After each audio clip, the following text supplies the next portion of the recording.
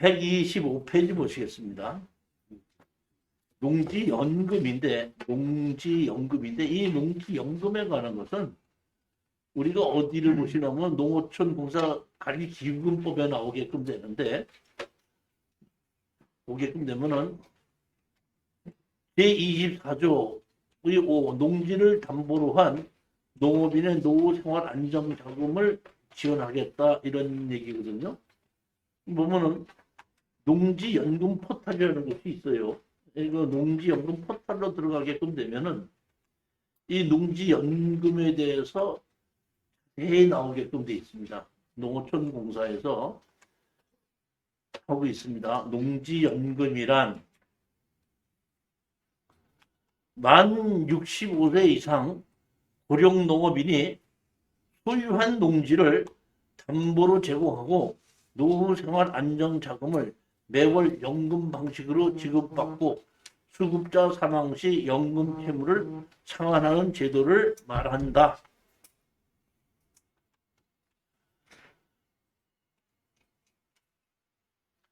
참 제가 보기에는 이 농지연금이라는 것이 만들어진 것이 난 참 상당히 좋다고 봐요.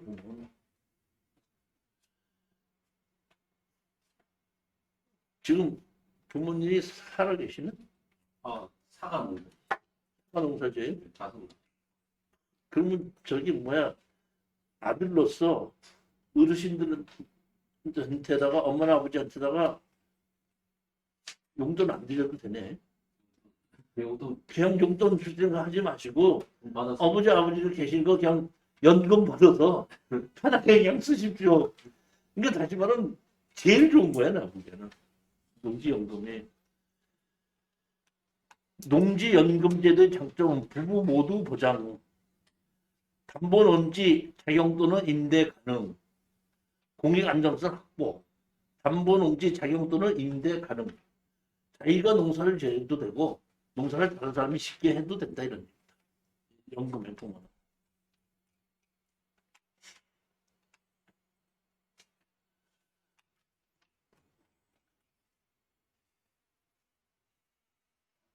농지연금 가입 요건은 이렇게 돼 있죠. 신청자는 신청말 기준으로 65세 이상이며 신청자는 영농 경력이 5년 이상이고 신청 당시 농업인이어야 합니다. 조건은 얼마냐면 65세 이상의 제이고 그 다음에 얼마? 영농 경력이 5년 이상 돼야 된다는 얘기입니다. 지금 이렇게 가는 게 맞습니다. 우리 안 이사님도 그거 65세 되려면 나빠진 거로서 이렇게 생각하지 마세요. 금방 옵니다. 우리 지금 보면은 그 수강생들 중에서 농지연금을 받기 위해서는 5년이라는 영농 경력이 필요하지 않습니까? 그럼 우리 온비대에 들어갔어요. 온비대에 들어가면은 임대해 주는 게 있거든요. 임대해 주는 것이 있는데 그 임대해 주는 거에 농지를 임대하세요. 그러면 뭐 1년에 뭐 몇십만 원 정도 내는 겁니다. 그래서 그거를 내가 임대를 받아서 거기다가 적당한 거를 일단 농사를 지으면서 5년이라는 것을 어떻다? 채우는 겁니다. 무슨 얘기 이해하셨습니까? 그래 놓고 나서 5년이라는 것이 채워지고 났을 때 이제 경력이 5년을 쌓았으니까 그때부터 농지연금을 받을 수 있을 만한 것을 그런다 우리가 투자를 하는 거예요. 그럼 우리가 연금이 많죠. 주택연금도 있고 농지연금도 있죠. 주택연금이 좋아요? 농지연금이 좋아요? 공지. 많이 받는 게 좋지 뭘. 투자는 적게 하고 많이 받을 수 있는 게 좋은데 농지연금은 300만 원이 한도입니다. 300만 원이 한도입니다. 그런 약점이 있기는 하지만은 제일 좋은 것은 농지는 감정가가 1억인데도 5천만 원 주고 살 수 있는 게 있거든요. 감정가가 얼마짜리죠? 그러면 1억짜리를 5천만 원 주고 사서 감정가에 의해서 다시 농지연금으로 받으니까 내가 생각하기에는 가격이 어떻게 한다? 내가 투자한 가격보다는 더 많은 연금을 받을 수 있다는 겁니다. 1억을 가지고 2억짜리 주택을 살 수 있어요? 1억 가지고 감정가 2억짜리 주택 사요? 못 사는 거죠.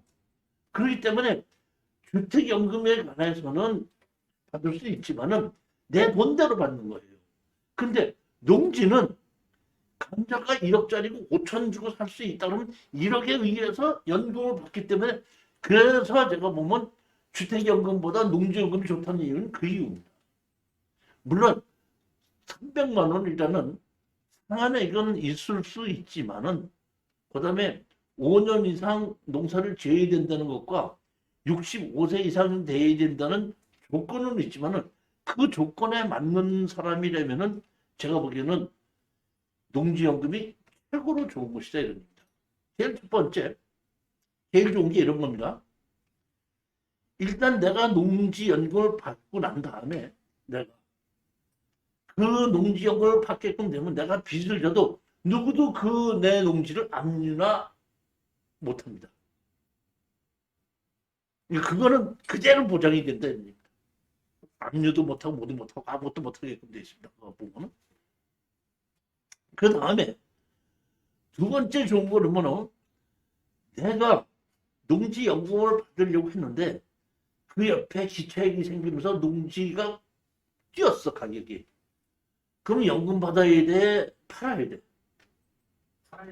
팔아야 되죠.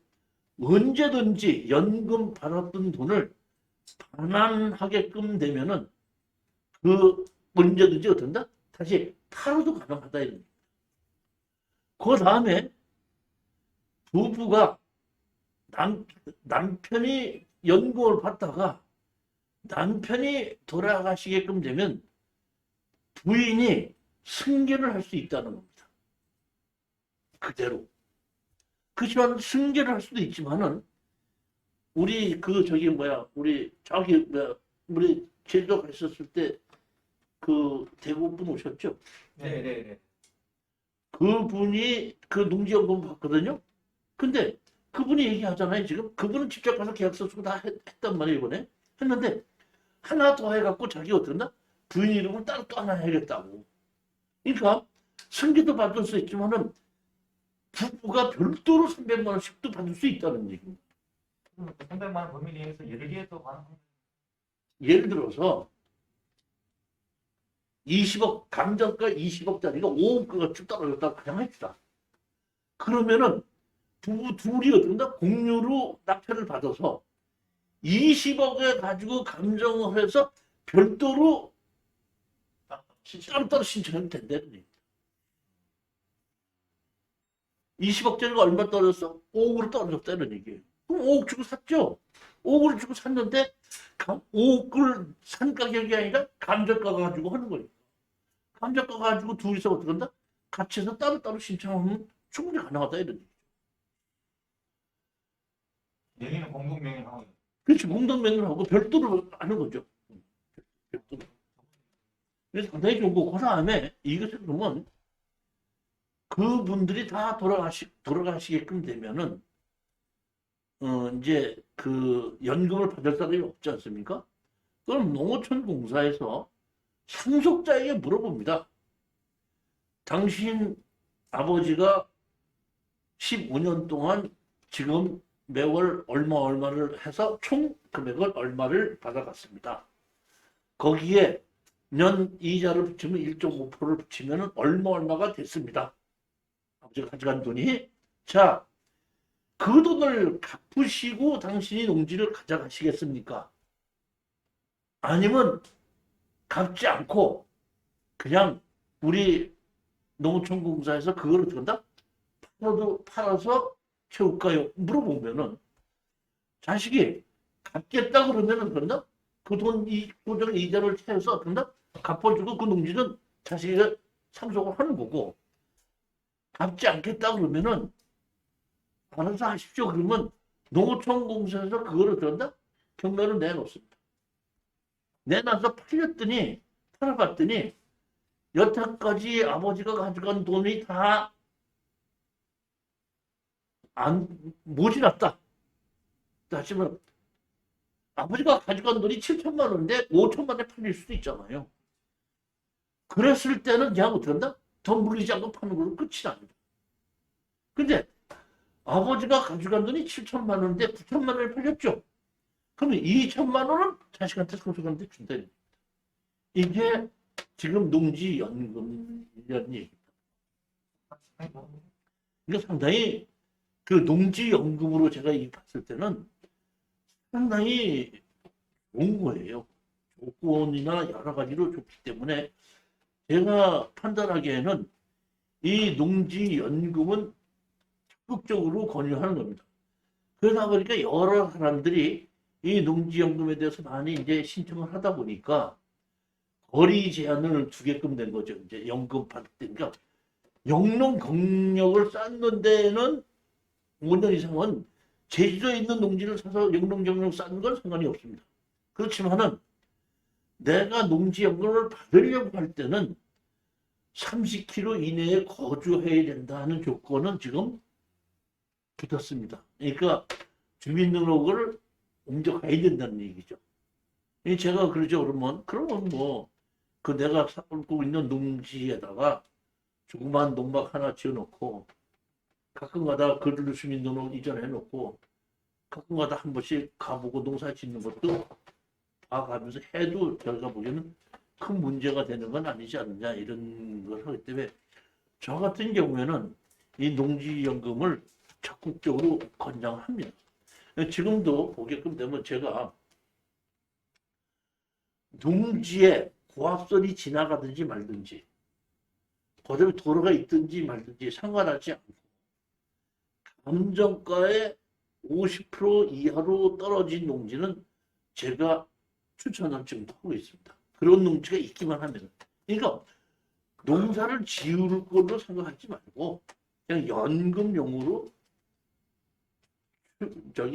투자해도 되지 않냐 이런 얘기고, 가장 중요한 것은 5년이라는 경력이거든요.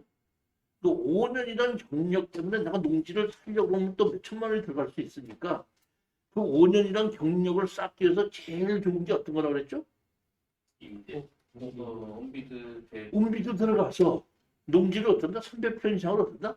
임대해서 계약서 쓰면 계약서 쓰자마자 바로 농지연금 만들어주거든요. 그때부터 바로 농업인이에요.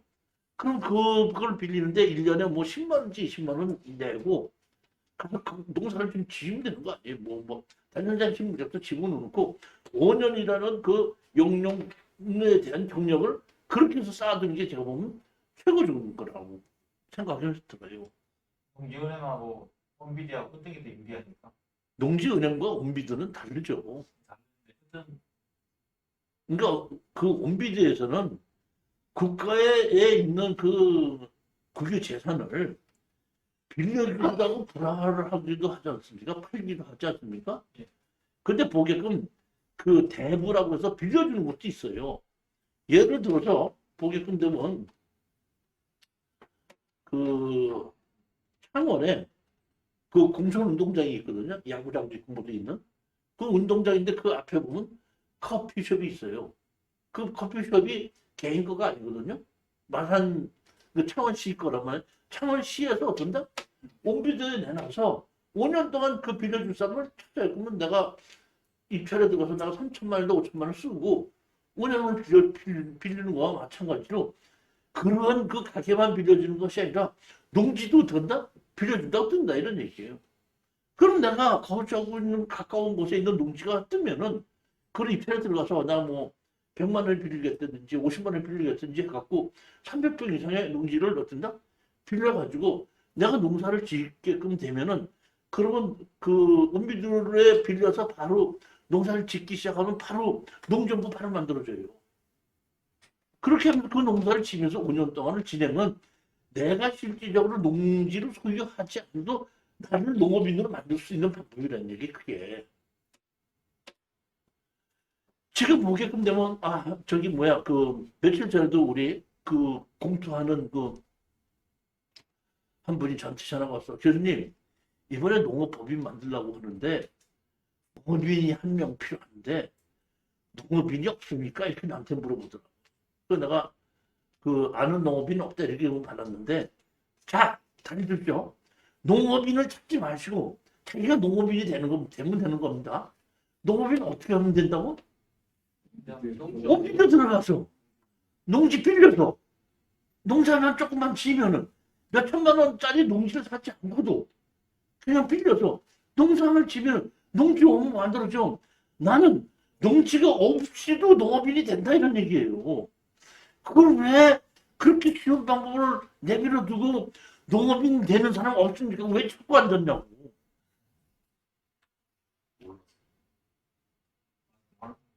이해가 가셨죠? 네.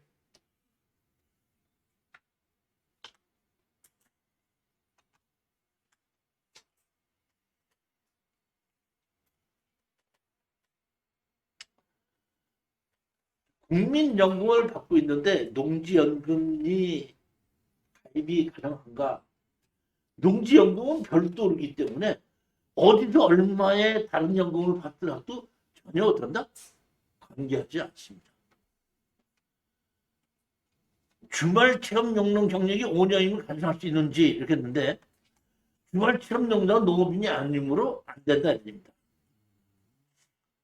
가입 대상 농지는 지목이 실질적으로 전납 과소에 해당됩니다.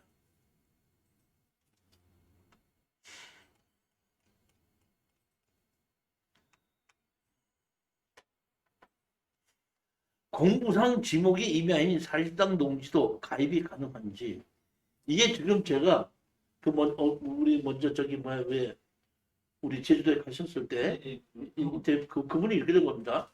제가 먼저 번에 추정 물건을 강의할 때 지목이 임야인데 농지 취득 자격증명서를 제출해야 됩니다. 이걸 제가 추천한 적이 있었죠. 기억 안 나요? 기억나시죠? 그 얘기는 무슨 얘기냐면 지목을 임야라고 하더라도 현황이 뭐예요? 농지기 때문에 농지법 적용을 받겠다 이런 얘기거든요. 제가 그때 설명할 때 이렇게 얘기했습니다. 이거는 낙찰을 받아서 농지로 지목을 바꿔달라고 하면 당연히 바꿔준다. 그렇기 때문에 그 농지법을 적용받는 땅이니까 농지를 바꿔준다 이렇게 얘기한 거거든요. 그러니까 현황을 실질적으로 농사를 짓고 있었다는 것이 인정이 된다면 지목 변경을 해준다 이런 얘기예요. 제가 이거를 했더니 그때 이태하 선생님이 저한테 물어보더라고요. 그럼 제가 한 20몇 년 전부터 갖고 있던 임야가 있는데 실질적으로 한 20몇 년 동안 농사를 계속 지어왔는데 그럼 내가 이걸 가지고 농지를 바꿔달라면 농지를 바꿔주겠습니까? 그러더라고. 바꿔줍니다. 그러니까 그 이전에 제가 농지연금 강의를 했었거든요. 근데 이제 농지가 없고 임야가 있었다 이런 얘기. 그래서 때문에 못했는데 바꿔줍니까? 그러더니 바꿔줍니다 했더니 알았습니다 그러더니 바로 가서 그런다? 바꾼 거예요. 그러면 나한테 하는 얘기가 왜? 임야일 때는 감정 가격이 10몇만 원이었었는데 농지를 바꾸고 나니까 60 얼마가 돼갖고 감정 가격이 올라가지고 지금 감정 가격을 해갖고 9억 얼마가 돼가지고 정확하게 보니까 280 몇만 원인가? 300만 원에서 조금 모자라게 받아갖고 계약하고 계약서 다 쓰고 해갖고 지금 받습니다. 이게 그 얘기입니다. 300만 원 늘리면 아니 제가 보기에는 그전에는 한 7억 정도만 됐었는데 예전에는 지금 여기 책에 나와 있는 건 예전 거거든요. 7억 정도면은 됐었는데 자 보십시오. 한번 볼까요?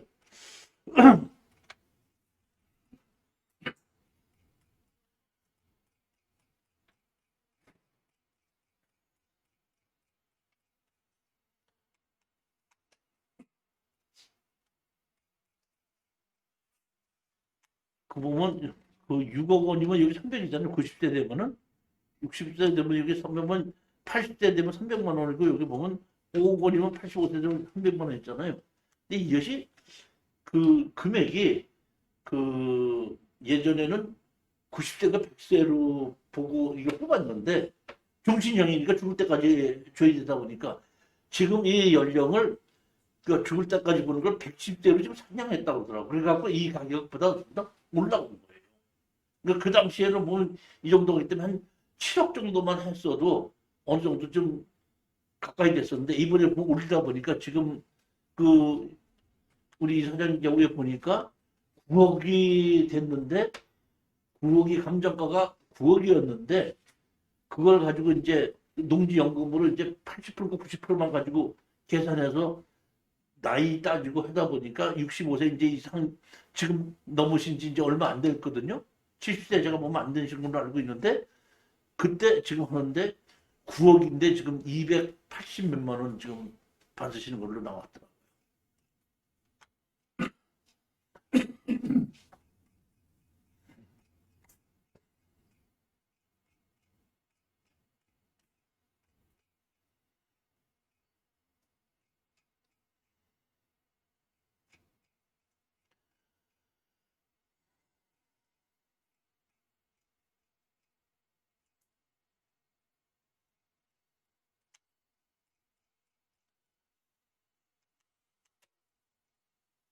자, 제가 그 농지 포털에 있는 그 것에 보면 영농 그러니까 농지 연금에 대해서 질의하고 답변하고 있는 거 그대로 옮겨놓은 거거든요.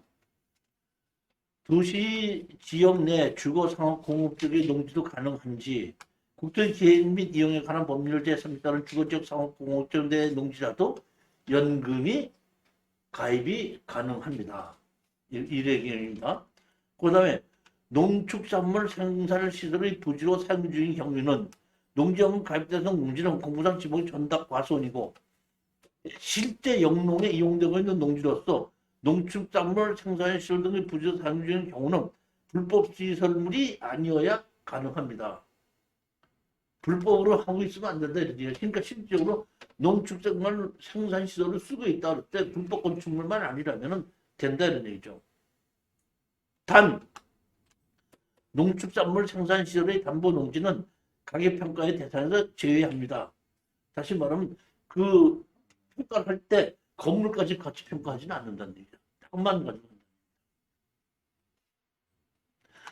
근저당권이 설정되어 있는 농지인 경우 가입할 수 있는지는 설정이나 압류나 감류가 하나도 없이 깨끗한 상태지만이 가입을 받고 일단 다 지우고 난 다음에 받고 나면은 그 다음에는 누구든지 그 땅에 대한 것은 압류다 설정을 할 수가 없습니다. 임대를 주고 있어도 가입이 가능한지 농지연금 가입자는 신청 당시 영농에 종사하고 있는 농업이냐에 따라 따라서 가입 신청 당시 소유농지 전부를 임대 농업에 종사하지 않는 경우는 농업인에 해당하지 않으면 가입이 어떤다? 제한됩니다. 그러니까 실질적으로 농업인이어야 되는데 농지연금을 받으면서 그 다음에 농사를 안 지어도 그거는 그대로 간다 이런 얘기죠. 그러니까 80대 90세 되는 사람이 무슨 농사를 어떻게 지어요? 못 짓는 거죠 보면. 그래도 어떻게 한다? 농지연금은 나간다 이런 얘기. 그렇지만 처음에 농지연금을 신청할 당시에는 농사를 짓고 있어야 된다는 뜻입니다. 그래서 그 후에 다시 농사를 안 짓는 것은 그것은 관계하지 않지만은 농지연금 신청하는 당시에는 농사를 짓고 있어야 된다는 얘기죠. 농지연금 가입 후 농지를 추가로 신청할 수 있나? 농지연금은 불가피한 사유를 제하고는 담보농지의 변경에 불가합니다. 따라서 현재 지금 받고 있는 농지연금 담보농지의 필지를 합산해 가입할 수 없으며 새롭게 추가로 농지연금 가입은 가능합니다. 합하지 않고 별도로 따로따로 신청한다는 얘기입니다. 이해가 하셨죠? 이 건당 상한액이 300만 원이면은 그러니까 총 합쳐서 300만 원 넘어가면 안 되는 거고 이쪽에서 이쪽 농지로 해갖고 100만 원 저쪽 농지로 30만 원 따로따로 받아야 되지 합쳐서 한꺼번에 이 필지 저 필지 합쳐갖고 하지는 않는다 이런 얘기죠.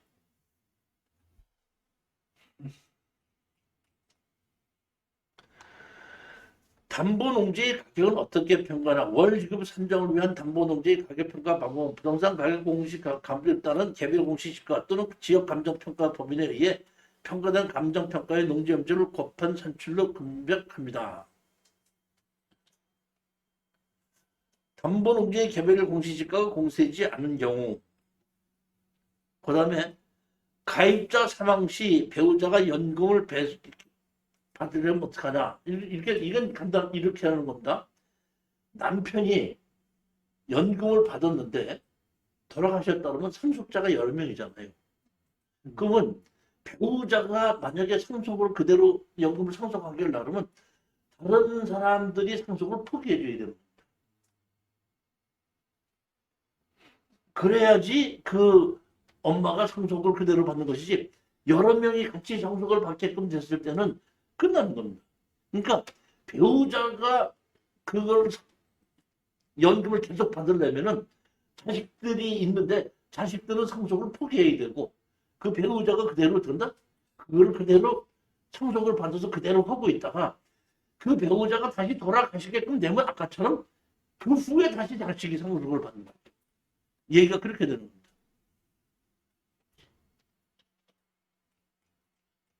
상속받기 쪽에서 연금을 나눠주지는 않나요? 네? 자식 여러 명이면 여러 명을 연금을 쪼개서 줄 수도 있나요? 아니, 그렇지 않지. 왜냐면 자식들은 이미 그 연금을 받을 수 있는 그게 아니잖아요. 예, 그 피보험자가 안 되잖아요. 그렇기 때문에 그건 못 받는 건데, 그러니까 만약에 그것이 안 된다 그러면 아까처럼 거기 어디야 농어촌공사에서 니네들이 돈 받은 게 얼마인데 다 갚을래 아니면 팔아서 나눌까 물어보는 거예요. 그냥 만약에 다른 그 상속자들이 그 상속 포기를 안 해준다면은 거기서 끝나는 거죠. 정산하는 거죠. 배우자가 받으려면 배우자도 그런 조건에 해당되어야 받는 건가요?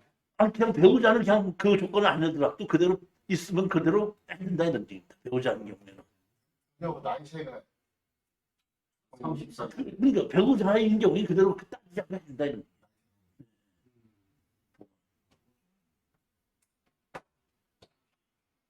나이씨 많이 나도 관계는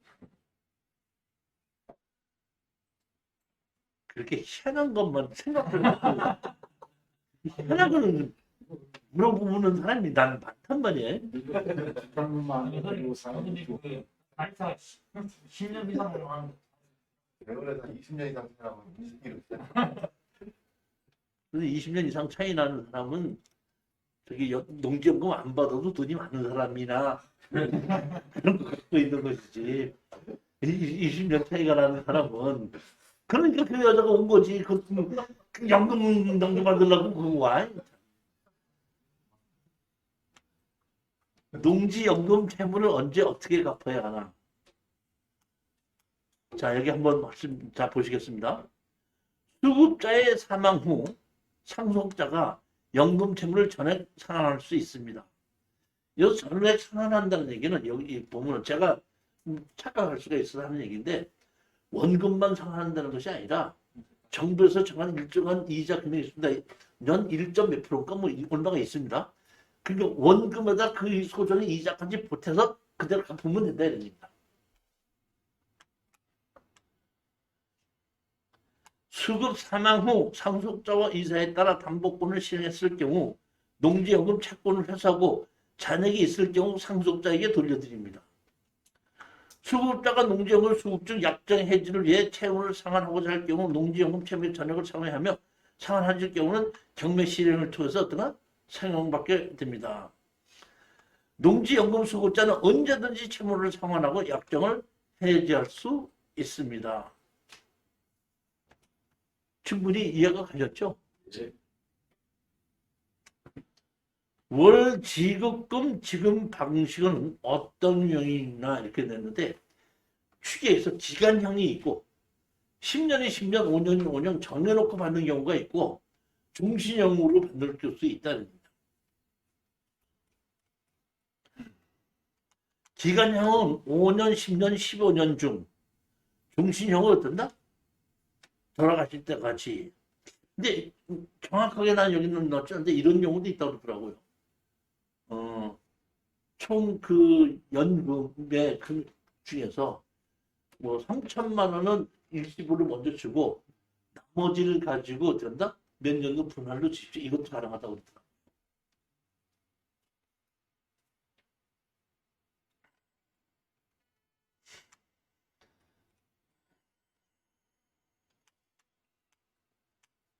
시 15년, 10년, 5년 이렇게 해서 약정에서 65세 이렇게 있는데 제가 보면 이것을 제가 책을 썼을 때하고 지금 현재하고 그렇던가 그 조금 달라졌기 때문에 지금 이것이 정확하게 맞지는 않을 것 같습니다. 좀 변경됐기 때문에.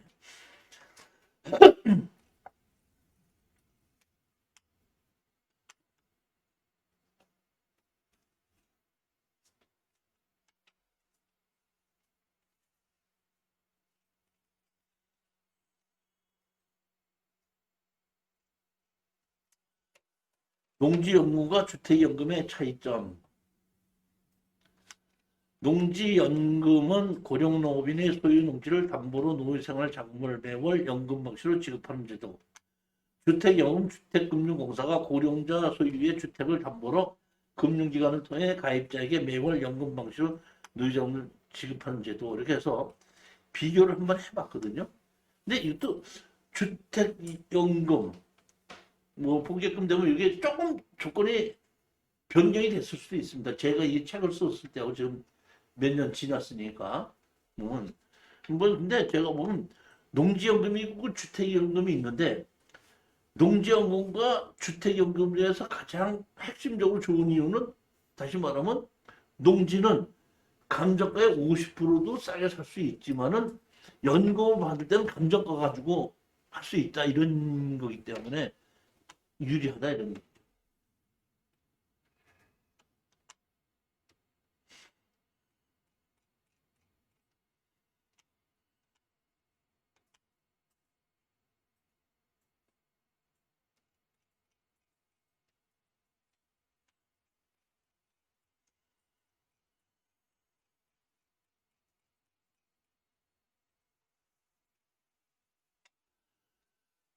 농지에 대한 것은 대체적으로 이제 이해가 가셨죠?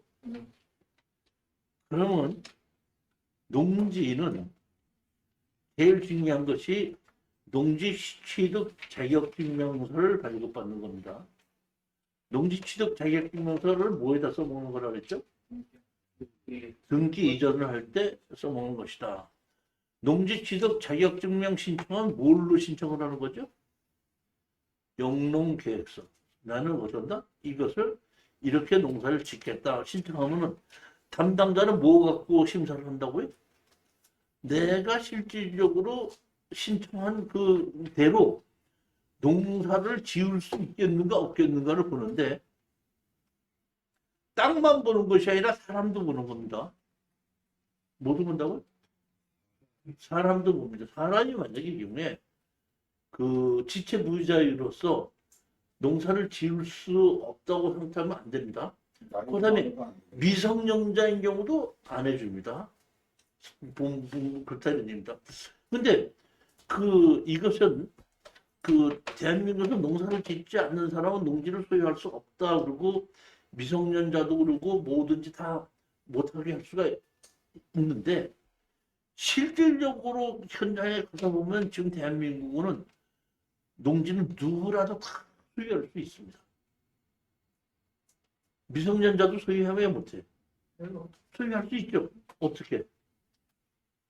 농업법인을 만들어서 농업법인의 주식을 취득하는 일 했을 경우에는 누구도 그러면 회사를 통해서 주식을 통해서는 언제든지 누구든지 다 농지를 취득할 수 있는 세상으로 지금 바뀐 거예요. 그 농업회사법인을 만들 수 있게끔 만들면서 농지 경매와 농지 취득 자격 증명원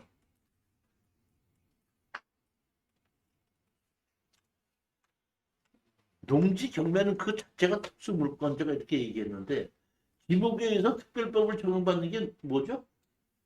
농지와 임야죠. 그러니까 농지와 임야는 지목에 의해서 특별법을 적용받기 때문에 그 자체가 특수물건으로 본다 이런 얘기입니다.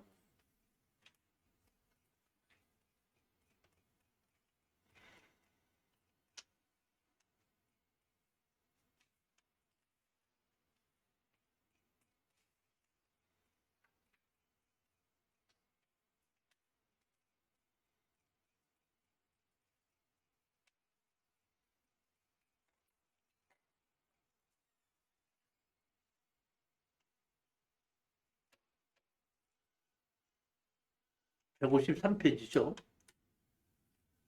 지금 여러분이 가지고 계신 책하고 좀 다르죠? 페이지가. 그러니까 이게 지금 그 먼저 처음에 여러분들이 그 금맥현은 농지경매단은 그 농지연금이 없었고 이번에 요 새로 낸 거는 농지연금이 들어간 거거든요. 그래서 페이지 수가 좀 다르고 나머지 내용은 다 똑같습니다. 거기에 들어갔냐 안 들어갔냐면 차이가 있을 건데 아마 내년도에 책을 다시 쓸 때는 그 다른 것도 더 거의 비슷하고 조금 뭐 수정은 조금 하겠지만은 그 농지 취득 자격증명서의 실전 사례가 몇 개 더 들어갈 겁니다. 좀 자세히 하게끔.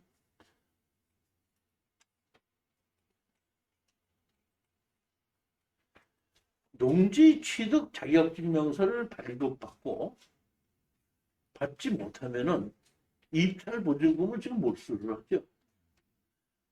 아니 농지증 발급받지 못한다고 몰수하는 건 너무한 거 아니에요? 이렇게 봐주면 참 어떻게 생각하세요? 내줘야지. 내줘야 돼, 몰수해야 돼? 내줘야 돼요? 예전에 이게 저기 내줬거든요. 내줬었어요. 그랬는데 어떤 일이 생겼냐면은 농지를 갖고 있는 사람이 경매를 당하니까 그 사람이 최고가를 써서 예를 들어서 감정가가 1억인데 2억에 낙찰을 받는 거예요. 잘 쓰는 거예요. 그래놓고 농지 취득 자격증서를 제출하지 못하니까 어떤가? 불허가 나는 거야. 계속 그러니까 농지가 경매가 진행되지 않는 거예요. 일부러 짜고서는 그냥 농사는 취득 자격증을 발급 못 받는 사람은 걔는 높은 금액으로 들어가는 거야. 아니야. 그러니까 경매가 진행이 안 되는 거 아니야. 그러니까 이렇게 가짜로 농지증을 받을 수 없는 사람이 입찰에 들어가서 경매를 방해하는 것을 방지하기 위해서 그 후에 농지 취득 자격증명서를 발급받는 것을 제출하지 못하면 몰수한다 이것이 생긴 겁니다. 근데 가장 중요한 것은 경매가 있고 공매가 있지 않습니까? 경매에서는 농지증을 발급해서 제출하지 않으면은 불허가가 나고 입찰 보증금을 몰수합니다. 근데 공매에서는 농지를 공무원에 사더라도 농지증 제출하는 거 없습니다. 그냥 사면 돼요. 사면 되는데 낙찰 받으니까 본인 거예요. 근데 농지증을 발급해서 갖다 제출하지 못하면 등기좀 못하죠. 그러니까 공매로 낙찰 받은 사람은 자기 이름으로 등기 이전을 못하고 그냥 갖고 있는 사람이 꽤 많아요. 예전에 우리 수강생 한 분이 공매로 농지를 받았는데 거기에 먼저 주인이 그 15톤 차로 세 차를 농지에다가 된다 그 공매를 진행되는 동안에 갖다 뒀다는 거예요. 그래서 낙찰을 받아놓고 잔금을 내고 그 농지 취득 자격증명서를 띄러 갔더니 담당자가 와서 봤더니 이렇게 써 있는 거예요. 농지증 안 해준다는 거예요. 그럼 나보고 이런 경우 어떻게 해야 됩니까? 그러더라고. 그래서 내가 그 먼저 주인을 상대로 남의 농지를 이렇게 어떤다? 훼손했으니까 그런다 원상필. 복구시키게끔 해서 형사고소를 해라. 이렇게 했던 적이 있었습니다. 그러니까 공매에서는 농지 취득 자격증명서를 제출하는 거 없고 등기 이전을 하든지 못하든지는 본인이 알아야 되는 얘기예요. 참견하지 않겠다 이러니까. 그렇지만 경매에서는 일주일 안에 농지 취득 자격증명서를 제출하지 않으면 어떤다? 몰수한다 이럽니다. 그 세금은 누구한테 나옵니까? 세금? 예? 공시는 안 되는 거 아닙니까? 등기 안 되니까. 등기 안 되니까 예, 공시 안 되고 세금 같은 건 냈다라고 하면 예. 어떻게 그걸 입증할 수 있는 거죠? 매매한다거나 할 때. 아니, 그러니까 실질적으로 잔금을 다 냈기 때문에 예. 주인은 내는 사람이 주인이지 등기를 못했을 뿐이지. 등기를 하지 못했어도 주인이 재산세를 내야 되는 건 맞죠. 그렇죠. 나오는 건 맞죠. 농지 취득 자격증명서는 이렇게 가는 겁니다. 제일 먼저 잡으십시오. 낙찰 받으면 제가 제일 먼저 하는 게 농지 취득 자격증명서를 발급받으러 가라고 해요. 그러니까 농지 취득 자격증명서를 발급받는 것이 4일입니다. 4일. 우리가 일주일이 며칠이죠? 7일인데 토요일, 일요일 빼면 며칠이죠? 5일이요. 5일이죠. 그렇기 때문에 토요일, 일요일 빼고 나서 농지 취득 자격증명서 발급해 주는 날이 4일이기 때문에 만약에 농지증을 안 해준다면 하루 여유가 있는 거예요. 그렇기 때문에 그 하루를 그날 낙찰 받고 농지증을 신청하지 않고 하루나 이틀을 넘겨버리면은 그 날짜에 농지증을 제출하지 못할 수가 있습니다. 그러니까 낙찰 받았으면 농지를 낙찰 받았으면 그날로 바로 농지 취득 자격증을 발급받으러 가야 된다는 겁니다. 그러면 저는 농지 취득 발급받으러 갑니다. 제가 가서 제일 먼저 면업동 사무소에 가서 제일 먼저 물어봅니다. 여기 농지 담당이 누구십니까? 저분이십니다. 오케이. 농지 취득 자격증명서 발급받으러 왔습니다. 그러면 제일 먼저 담당자가 뭐냐면 계약서 주십시오. 그러면 얘기를 하죠. 계약을 한 것이 아니라 경매로 낙찰을 받습니다. 그러면 최고가 매수인 전 주십시오. 그러면 그걸 어떤다? 서류를 복사해서 원본은 하나씩 주고 그걸 가지고 어떤다? 항공사진을 담당자가 봅니다. 이렇게 보고 항공사진에 농사를 지을 수 있는데 큰 문제가 없다고 인정이 된다면은 영농계획서 종이를 줍니다. 그러면 영농계획서에 보게끔 되면 내가 이 농지를 샀을 때는 무슨 농사를 어떻게 짓겠다, 무농사를 짓겠다, 배추농사를 짓겠다, 뭐 이런 거 쓰게끔 되고 인력은 자각하냐 뭘 하냐 이렇게 있었는데 그거는 무를 심겠다 해서지 배추를 심겠다, 콩을 심겠다는 안 따집니다. 농사를 짓겠다는 약속이 있는 겁니다. 근데 그 농사를 짓겠다는 약속하에 농지 취득 자격증명서를 발급해 주는데 아까도 말씀드렸지 농사를 짓지 않으면 어떤다? 예. 팔 때까지 예강자금을 내준다. 그러면 제가 그 영농 계획서를 주지 않습니까? 그러면 그걸 놓고 며칠 있다고 오라 그래? 3일 후에 오라고 해요. 그러면은 그 다음 날 담당자는 아까 항공사진으로만 봤잖아요. 현장을 가서 봅니다. 현장을 가서 봤더니 항공사진에 없던 것이 무슨 있어서 농사를 짓기 어렵지 않습니까? 그러면 그 다음날 전화가 옵니다. 제가 현장을 가봤더니 이러이러한 것이 있어서 농지증을 해주기 어렵습니다. 하면은 그날 가서 어떻게 한다? 그 다음날, 그 하루 해결해야지 되지. 해결하지 못하게끔 되면은 안 된다. 다시 말하면 내가 월요일 날 낙찰을 받았잖아요. 그러면 일주일 있다가 낙찰 허가 불허가가 나죠. 그러면 그 다음 주 일요일 월요일 날 판사님께서 출근해서 도장을 찍을 때 서류가 다 올라가 있어 낙찰 허가가 나면은 그런다 되는데 그때까지 농지증이 없으면은 불허가가 나는 거거든요. 이해가 가시겠죠? 그렇기 때문에 어떤다? 4일 기간이고 안 한다 이런 얘기입니다. 그런데 제가 예전에 한번 이런 적이 있었습니다. 월요일 날까지 농지증을 제출해야 되는데 제가 금요일 날 찾으러 갔어요. 그 땅을 다 보고 찾으러 갔거든요. 찾았어요.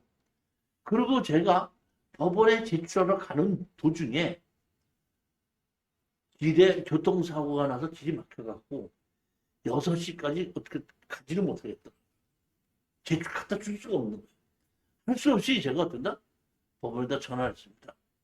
이렇게 돼서 내가 농지증을 제출하러 가는데 지금 길이 막혀서 퇴근 시간 넘어서 8시나 9시 돼야지 내가 도착할 것 같은데 어떻게 하면 좋겠습니까? 하고 제가 얘기를 했더니 담당자가 그러면 그 농지증을 가지고 아니 저기 뭐야 그러니까 숙직실 어디 오면 숙직실이 있는데 그 숙직실에서 숙직하는 사람한테 주시면은 그분이 숙직 끝나고 가는 다음날 어떤다? 자기한테 주면은 그 전에 받을 수가 있습니다.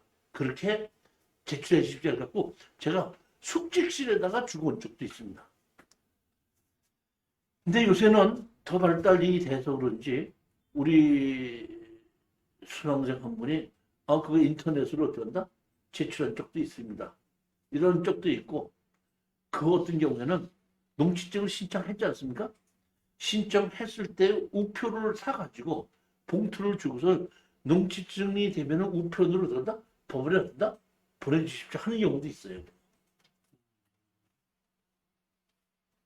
그러니까 지금 보면 제가 처음에 했을 때는 그 농지증을 반드시 받아갖고 법원에 제출했어야 되는데 지금 그 농지증에 대한 것이 인터넷으로 가능하고 그렇게도 가능하더라 이런 얘기입니다. 그렇지만 가장 중요한 것은 농지증을 해준다고 했을 때는 아무 문제가 없는데 농지증을 안 해준다고 했을 때는 그걸 어떤다? 우리가 해결하지 못하면 입찰 보증금을 띄어야지 되지 않습니까? 그렇기 때문에 반드시 농지증을 해결할 수 있어야 되는데 가장 중요한 건 이겁니다. 우리 책에 보게끔 되면은 이 판례가 있습니다. 판례가 어떤 판례가 있냐면은 이런 것이 있습니다. 경매로 진행되는 농지에 불법 건축물이 있다고 하여 농지증을 해주지 않는다면은 채권 회수를 할 수가 없다. 따라서 경매인 경우에 불법 건축물이 있는 경우에는 원상복구 조건으로 농지증을 해줘야 하고 원상복구를 하지 않은 경우에는 그 후에 원상복구를 하지 않은 것에 다른 행정조치를 해야지 되는 것이지 불법 건축물이 있다고 해서 농지증을 안 해준다면 농지를 가지고 있는 사람이 경매로 회피하기 위해서 불법 건축물을 어떤다? 조장하게끔 된다 이런 얘기예요. 따라서 제가 보기에는 우리는 내가 농사를 짓겠다고 하는 마음을 먹었을 때는 거기에 있는 건물을 원상복구시키겠다는 조건으로 하게끔 되면 경매로 사는 경우에 농지취득 자격증명서하고 걱정할 필요가 없습니다.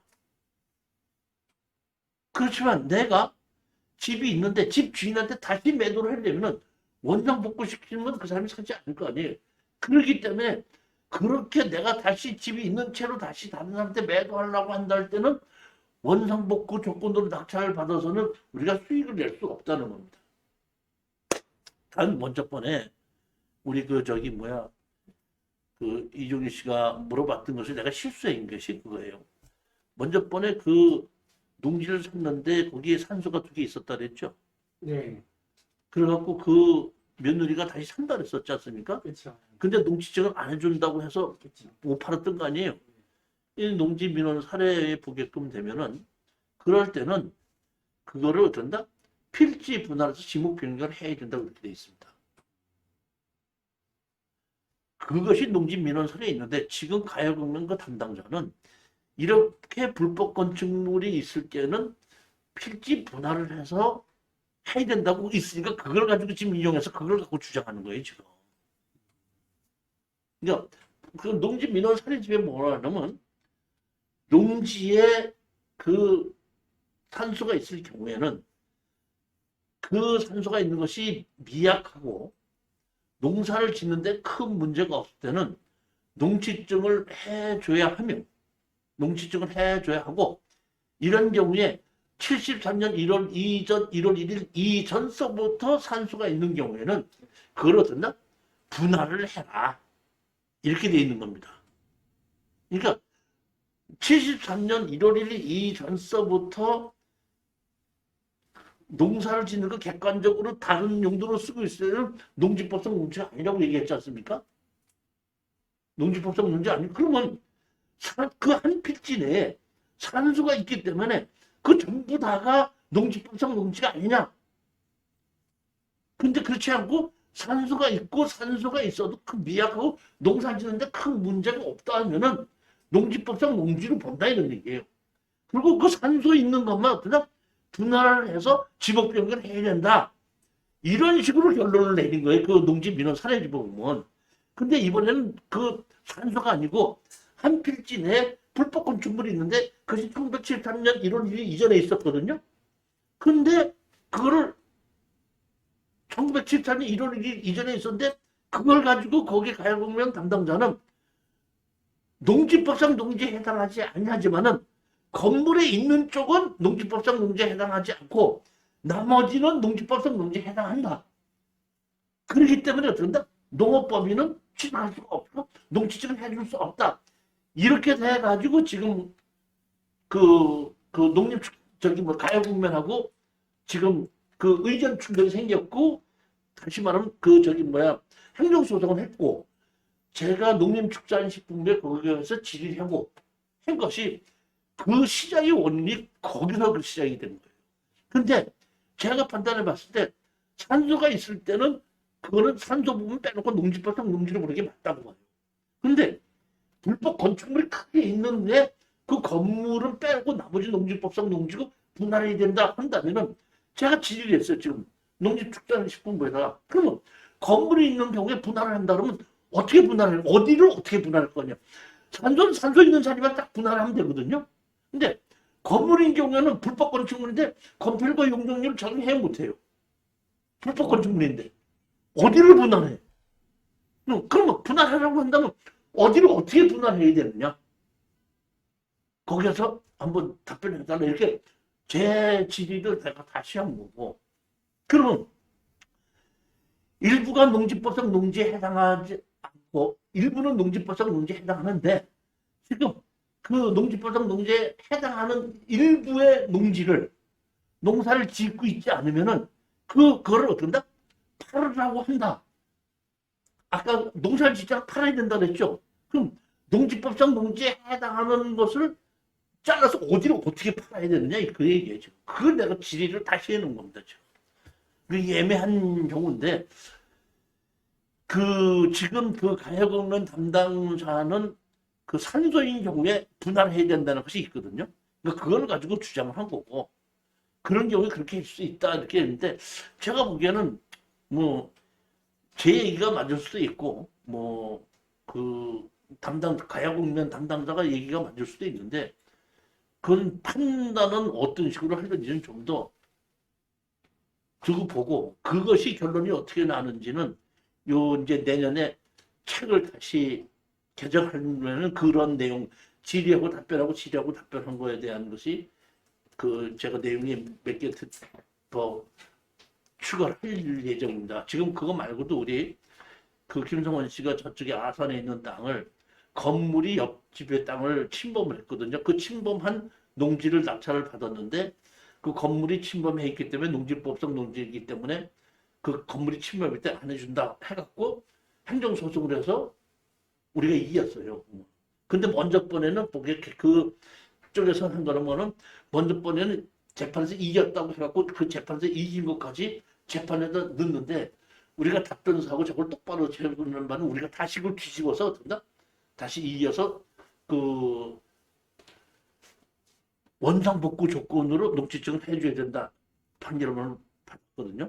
그러니까 조금 한 필지네. 지금 또 하나 내가 질문한 거면 필지가 두 필지가 있는데 필지가 두 필지가 있는데 집이 두 필지 위에 같이 돼 있는데 그 건물은 한 필지에 건축물 관리대장이 있고 정식 건물인데 그 정식 건물이 옆에 필지까지 같이 침범해서 집이 크게 지어져 있다 이런 얘기입니다. 그러면 그때 그 옆에 있는 농지는 그 농지법상 농지에 해당하는지 해당하지 않는지가 제가 보기에는 어떻게 돼야 되는지 그것도 지금 농지적으로 안 해준 게 있거든요. 그런 것이 그러니까 정식 건물이 있는 건축물이 지어져 있는 건축물이 지어져 있을 때는 농지법상 농지에 해당하지 않는다 이런 얘기예요. 근데 농지가 두 필지가 있는데 한 필지만 가지고 건축물 관리장이 올라가 있거든요. 그러니까 그 옆에 필지는 건축물 관리장이 안 올라가 있다든지 그렇지만 정식 건물이 옆에 필지까지 어떤다?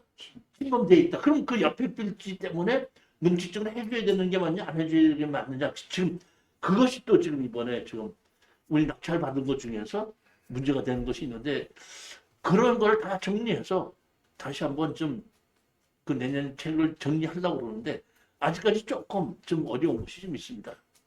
자, 오늘 여기까지 하고 그 다음 주 목요일 날 다시 진행을 하게끔 되는데 아마 이 올해 안까지는 코로나를 상당히 조심해야 될 것 같으니까 여러분이 이렇게 오셔서 강의를 듣는 것도 반갑긴 하지만은 조금 그 몸을 좀 조심해서 건강한 모습으로 계속해서 볼 수 있게끔 되는 것이 좋기 때문에 조금 좀 자제해 주시는 것도 좀 필요하다 이렇게 생각합니다. 자, 안녕들 들어가시죠. 감사합니다. 수고하셨습니다. 교수님, 그런데 그 농취증을 갖다가 못 받았을 때 네. 이 제기하려면 어떻게 해야 됩니까? 안 해줄 때그 아니 즉시 항고를 해야 된다고 그러기 때문에 어떻게 하냐면 우리 정말 유정수 그 법무사가 법원에서 전화를 해서 농취증을 안 해주기 때문에 우리가 이거를 좀 그 항소하려고 합니다.